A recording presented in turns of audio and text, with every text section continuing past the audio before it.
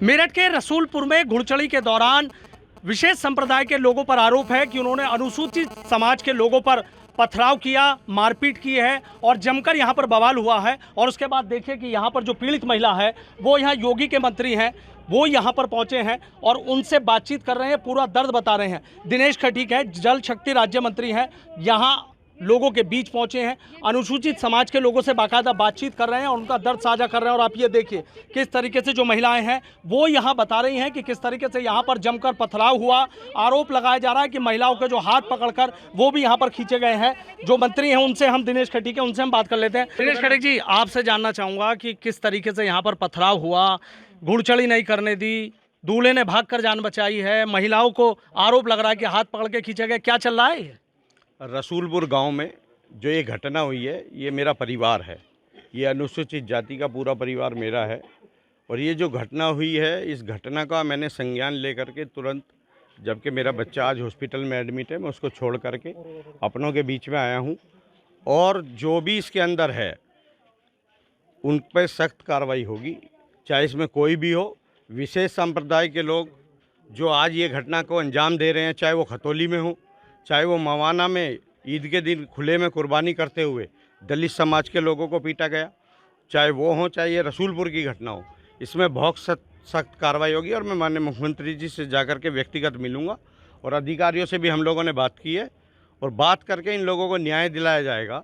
मैं पूर्ण रूप से इनके साथ हूँ और साथ नहीं हूँ, मैं किसी भी हद तक इनके साथ जाऊँगा और इनको न्याय दिलाकर रहूँगा।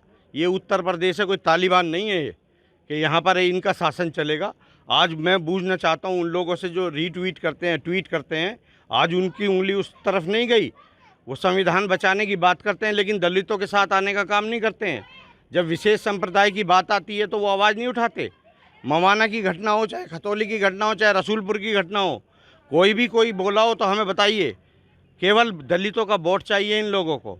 आज इनके साथ कोई घटना हो, मैं इनको न्याय दिलाऊंगा और माननीय मुख्यमंत्री जी से मिलूंगा व्यक्तिगत और अधिकारियों से बात करेंगे, इन्हें न्याय दिलाएंगे। कानून व्यवस्था की सरकार तो बात करती है, सरकार तो आपकी है, लेकिन जिस तरीके से यहाँ दिख रहा है, वीडियो सोशल मीडिया पर वायरल हो रही है पथराव के, आपको नहीं लगता कि कानून का डर नजर नहीं आ रहा? कानून का डर, बहुत सख्त कार्रवाई होगी, इसीलिए इसी का संज्ञान लेने के लिए मैं यहाँ आया हूँ। किसी भी उपद्रवी को कोई उपद्रव मचाने की इजाज़त नहीं है। पूरा परिवार दलित समाज एक साथ हैं, हम इनके साथ हैं, पूरा परिवार साथ है और इनको न्याय दिलाया जाएगा। अधिकारी क्या कह रहे हैं? आपने फ़ोन पर बात करी है? मेरी अभी एडीजी महोदय से बात हुई है, उन्होंने कहा स्पष्ट रूप से कि जो भी दोषी हैं उसके खिलाफ सख्त कार्रवाई होगी। मुख्यमंत्री से मिलेंगे? माननीय मुख्यमंत्री जी से मिलेंगे और इनको न्याय दिलाएंगे। अभी आपने 3 घटनाओं का जिक्र करा है कि 3 घटनाएं हुई हैं अनुसूचित समाज के लोगों के साथ, तो क्या टारगेट किया जा रहा है इनको? टारगेट किया जा रहा है इनको, क्या है कि जो लोग दलित समाज को एक गुमराह करके, कि आज मैं ये बूझना चाहता हूँ कि क्यों दलित समाज को उत्तर प्रदेश में टारगेट किया जा रहा है, कि बार बार इन्हीं के साथ विशेष संप्रदाय के लोग ये घटनाएं कर रहे हैं। चाहे खतौली की घटना हो, किसी को अधिकार नहीं है क्या कि वो अपनी बारात चढ़ा सके, शादी कर सके? क्या वो पहला वाला कानून आएगा क्या दोबारा उत्तर प्रदेश के अंदर? ये बहुत गलत बात है। माननीय मुख्यमंत्री जी इस बात को लेकर के बहुत गंभीर हैं और मैं समझता हूँ मुख्यमंत्री जी के संज्ञान में ये विषय है भी और मैं संज्ञान में डालूंगा और इन पर सख्त कार्रवाई कराएंगे हम लोग। अभी आप ट्वीट की बात कर रहे थे, किसकी तरफ इशारा था आपका? आपको खुद पता है कि माननीय अखिलेश यादव जी जो पूर्व मुख्यमंत्री हैं, वो संविधान की कॉपी दिखा करके ये कहते हैं कि संविधान बचाओ, और आज विशेष संप्रदाय के लोगों से पे जब हमला कर रहे हैं वो लोग, विशेष संप्रदाय के लोग दलितों पर, तो आज उनका ट्वीट नहीं आ रहा। उन्हें दिखाई नहीं दे रहा कि ये उत्तर प्रदेश का, ये उत्तर प्रदेश का, ये पश्चिम उत्तर प्रदेश अलग भाग है क्या? ये खतौली, मुजफ्फरनगर, मेरठ, ये क्या उत्तर प्रदेश में नहीं है क्या? आज उनका कोई ट्वीट नहीं आया क्योंकि विशेष संप्रदाय का उन्हें वोट चाहिए और दलितों को गुमराह करने का समय चाहिए। वो समय उनको मिला है जो उन्होंने गलत नैरेटिव फैलाया है। आज दलितों पर हमला हो रहा है तो वो बोलेंगे नहीं, क्योंकि किससे झगड़ा है? विशेष संप्रदाय के लोगों से झगड़ा है, इसलिए वो नहीं बोलेंगे। लेकिन योगी सरकार पूर्ण रूप से पूरे अनुसूचित जाति के लोगों के साथ है। ये हमारा परिवार है, इनको पूर्ण रूप से न्याय दिलाया जाएगा और जो भी इसके अंदर होगा उसके खिलाफ सख्त कार्रवाई होगी। अभी देखा तमाम महिलाएं हैं, तमाम युवा हैं, डरे हैं, घबराए हैं, आपकी सरकार इतना खौफ कैसे? फिर कोई घबराने की ज़रूरत नहीं है, पूरी सरकार अपने परिवार के साथ है। इन लोगों ने जैसे ही मुझे पता चला मैं तुरंत इनके बीच में आया हूँ और किसी से डरने की ज़रूरत नहीं है। दलित समाज का युवा सक्षम है और वो अपनी लड़ाई लड़ना जानता है। बाबा साहब ने हमें बहुत बड़ा अधिकार दिया है, संविधान। उस संविधान के अनुरूप रहते हुए हम उसकी रक्षा के लिए, अपने लिए, आत्मरक्षा के लिए लड़ाई लड़ेंगे और कानूनी कार्रवाई कराएंगे। माने कि सख्त एक्शन होगा? सख्त एक्शन होगा, बहुत अच्छा। लेकिन इन लोगों का ये कहना था कि एक नहीं 3 घटनाएं हो चुकी हैं। 3 घटनाएं हुई हैं, लेकिन तीनों घटनाओं में FIR हुई है। यहाँ की घटना में भी FIR हुई है, खतौली भी हुई है और मवाना भी हुई है। लेकिन मेरा कहना यह है कि ऐसा क्या हो गया कि 1-1.5 महीने के अंदर ही समाजवादी की सरकार में जो लोग संविधान का डर दिखा करके, नैरेटिव फैला करके वोट मांगते हैं, आज वो विशेष संप्रदाय के लोग यदि दलितों पर अत्याचार करते हैं तो आज वो लोग क्यों नहीं बोलते? आज वो खुल के क्यों नहीं बोलते? क्योंकि उनको डर है, वो वोट बैंक की राजनीति करते हैं। आज दलितों के साथ आकर के क्यों नहीं मिलते? कि केवल उन्हें वोट चाहिए और हमारे समाज को उनको गुमराह करने का काम है केवल।